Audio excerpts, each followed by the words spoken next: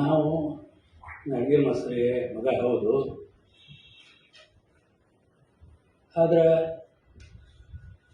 ನಮ್ಮ ಶಿಕ್ಷಣ ಮುಗಿದ ಮೇಲೆ ಹೊಟ್ಟೆಪಾಡಿ ನಾವೆಲ್ಲ ಹೊರಗೆ ಹೋಗಿಬಿಟ್ವಿ. ಅಡುಗೆ ಮಾಸ್ತರ್ ನೋಡ್ಕೊಂಡು ಅವರು ಅಂದ್ರೆ ಡಂಬಲ್ ರಾಜ, ಎನ್ ಡಿ ಪಾಟೀಲ್ ಮುಖ್ಯ. ಅದಕ್ಕೆ ಅಡುಗೆ ಮಾಸ್ತರ್ ಸ್ಮರಣೆ ಅಂದ್ರೆ ನೀನೇ ಮಾತಾಡಬೇಕು ಅಂತ ರಾಜ ಹೇಳಿದೆ. ಮತ್ತೆ ಇದ್ದಾರೆ ನೋಡೋ ಅಂತಂದ. ನಾವೇ ನಿನ್ನ ಬಿಟ್ಟು ಬೇರೆ ಯಾರು ನನಗೆ ಕಾಣ್ತಾ ಇಲ್ಲ ಅಂತ. ಅಡುಗೆ ಮಾಸ್ತರ್ ಸಮಗ್ರ ಚಿತ್ರಣವನ್ನು ಅವರು ಮಾಡಿಕೊಟ್ರು.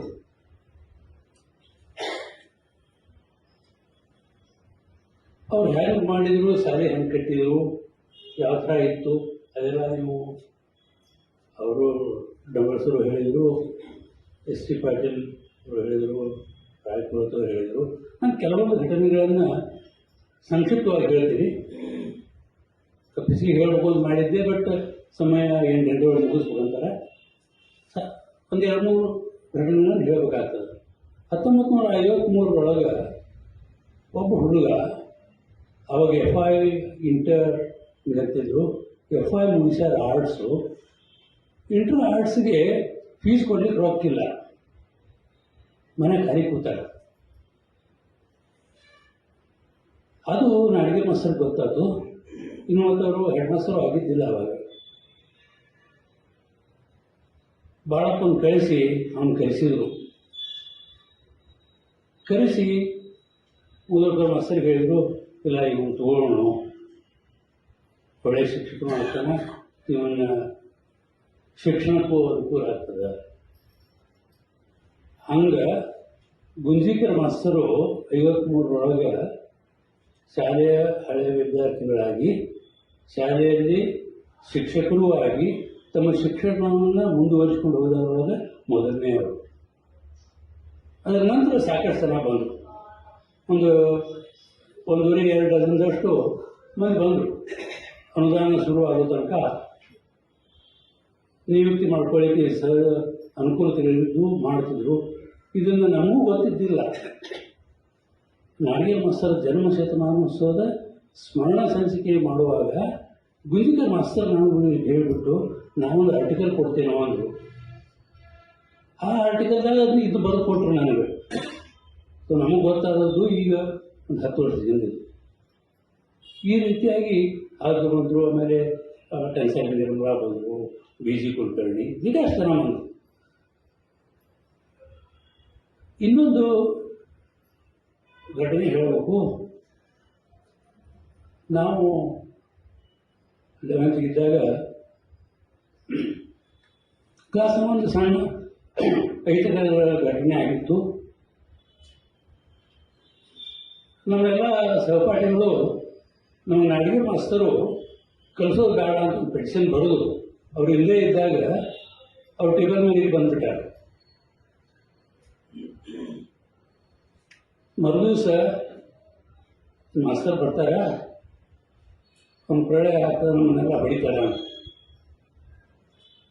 ಮರುದಿವಸ ಬಂದರು, ಏನಾಗೇ ಇಲ್ಲ ಅನ್ನೋ ಹಂಗೆ ಪಾಠ ಮಾಡಿ ಹೋಗಿತ್ತು.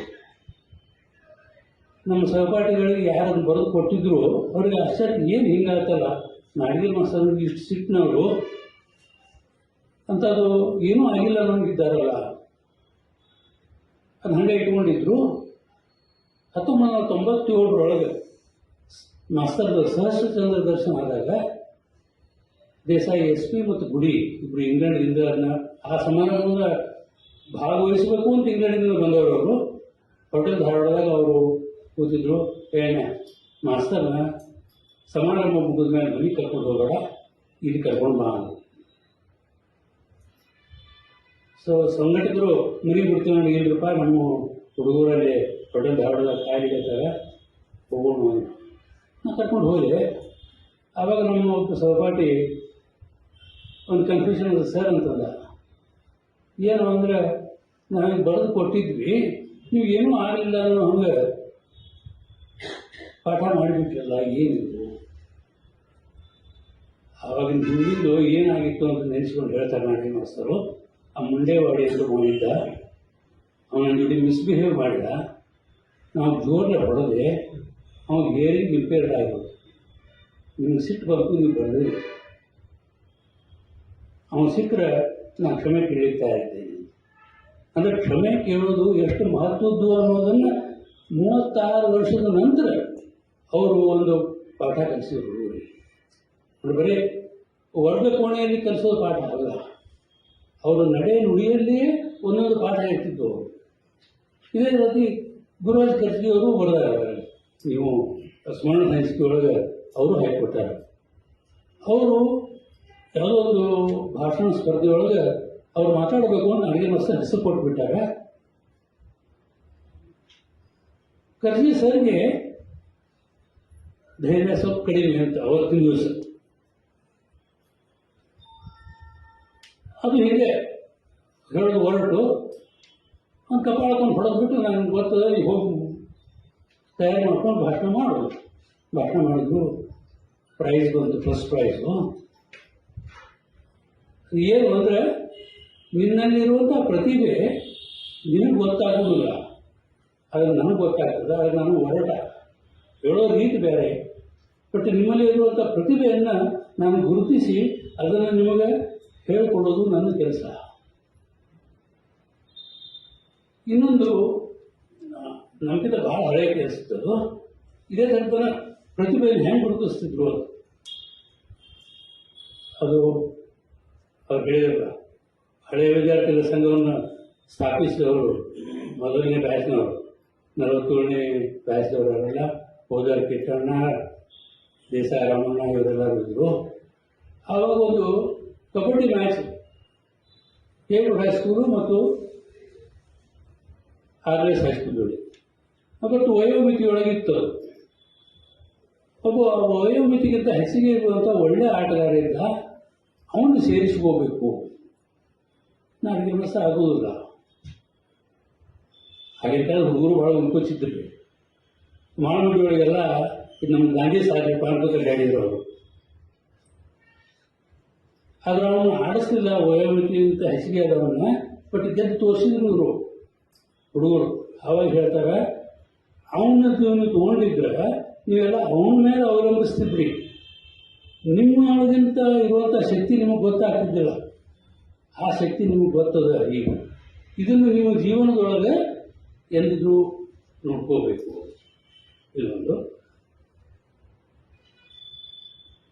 ಇನ್ನೊಂದು ನಾಡಗೀರ್ ಮಾಸ್ತರು 1938 ಸಾರಿ ಒಳಗೆ ಬಂದರು ಕೇಬಲ್ ಹೈಸ್ಕೂಲ್ಗೆ. ಸರ್ ಸುಮಾರು ಅದೇ ಟೈಮಿಗೆ ಇನ್ನೊಬ್ಬರು ಬರ್ತಾರೆ ಅದೇ ಸಾರಿ ಒಳಗೆ. ಒಬ್ಬರು ಶಿಕ್ಷಕರಾಗಿ ಬಂದರು ನಾಡಗೀರ್ ಮಾಸ್ತರು, ಇನ್ನೊಬ್ಬರು ಮಳಿಮಠ್ ಸರು ವಿದ್ಯಾರ್ಥಿಯಾಗಿ ಬರ್ತಾರೆ.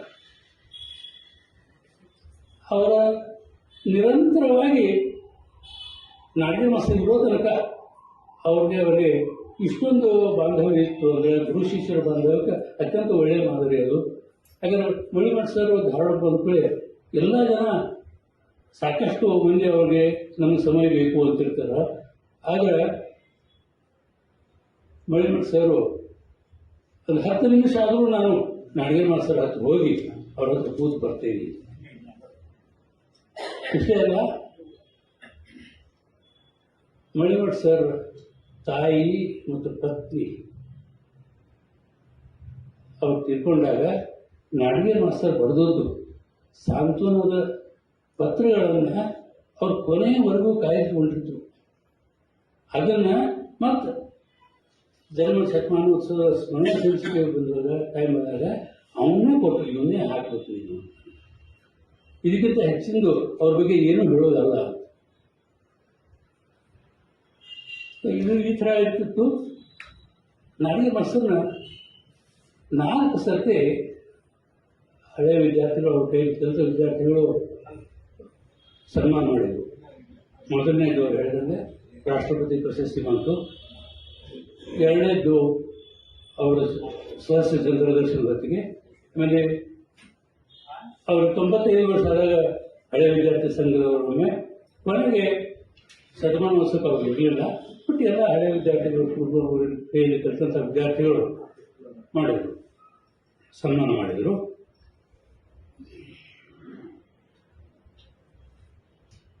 ಅದರೊಳಗೆ ಅವ್ರು NTSC ಹೇಳಿದರು ಡಂಬರ್ಸರು. ಆವಾಗ 1980s ಒಳಗೆ ದೂರದರ್ಶನದೊಳಗೆ ಒಂದು ಫೆಸ್ಟ್ ಅಂತ ಪ್ರೋಗ್ರಾಮ್ ಬರ್ತಿತ್ತು. ಪಾರ್ಥ ಘೋಷ್ ಅಂತ ಬಾಗ್ಚಿ ಅವ್ರು ಕಂಡಕ್ಟ್ ಮಾಡ್ತಿದ್ರು ಅದನ್ನು. ಅದು ಎಷ್ಟು ಪರಿಣಾಮ ಬೀರಿತು ಅಡುಗೆ ಮಾಸ್ತರ್ ಮೇಲೆ.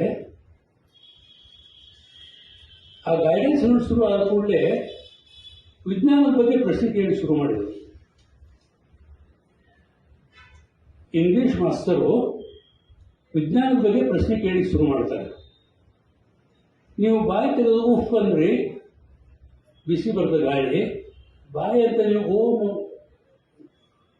ಮಾಡಿದರೆ ಅವಾಗ ತಣ್ಣಗೆ ಬರ್ತದೆ. ಯಾಕೆ ಈ ಥರದ್ದು ಅವ್ರ ವಿಚಾರ ಶುರುವಾಯಿತು ಅಂತ ಅವರು ನಂಬರ್ ಸರ್ ಹೇಳಿದಂಗೆ ಮೊದಲನೇ ಸೋಲಾರ್ ಪ್ಯಾನಲ್ ಚಿಪ್ಪು ಮಾಡಿದಾಗ ನನಗೆ ಕೇಳಿದ್ರು ಅವರು, ಇದ್ರಾಗ ವೋಲ್ಟೇಜ್ ಬರ್ತದೋ ಬಟ್ ನಾವು ರೋಡ್ ಕನೆಕ್ಟ್ ಮಾಡಿದ್ರೆ 0 ಆಗಿ ಬರ್ತದ ಇದು ಅಂತ.